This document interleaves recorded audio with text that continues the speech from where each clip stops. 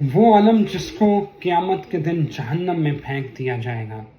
حضرت ابو ہریرہ سے روایت ہے کہ رسول اللہ صلی اللہ علیہ وسلم نے فرمایا، قیامت کے دن سب سے پہلے ایک عالم، ایک مجاہد اور ایک سخی کا حساب ہوگا۔ عالم سے کہا جائے گا، میں نے تمہیں علم دیا، تم نے کیا کیا؟ وہ کہے گا، میں نے علم سکھایا اور تلاوت کی۔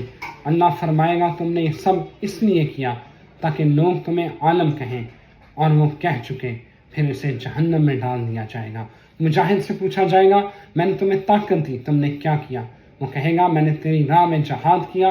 اللہ فرمائے گا، تم نے یہ اس لیے کیا تاکہ لوگ تمہیں بہادر کہیں، اور وہ کہہ چکے۔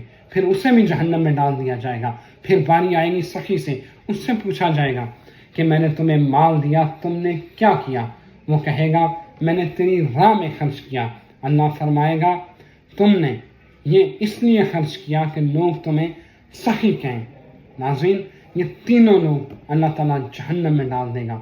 اس کا مطلب کیا ہے کہ اخلاص، جب تک اگر آپ کے دل میں خلوص نہیں ہے، اگر کوئی نیت ٹھیک نہیں ہے، اگر کوئی علم، جہاد یا صدقہ لوگوں کو، دوسروں کو دکھانے کے لیے کرے، تو اللہ کے ہاں یہ اعمال قبول نہیں ہیں۔